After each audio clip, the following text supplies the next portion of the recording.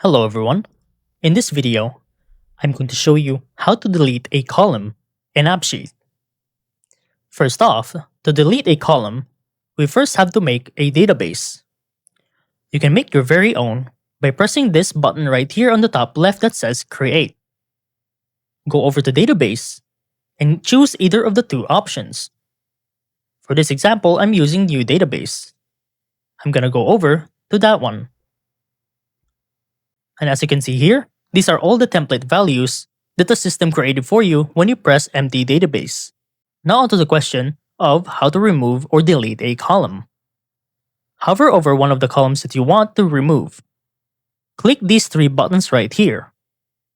And on the bottom that says Delete Column. Make sure that you check over the information right here on the right to make sure you know what you're doing. Once I press the Delete Column, it adds a confirmation message. Click on it, give it a few seconds, and now the column is completely gone. And that's how to delete a column in AppSheet.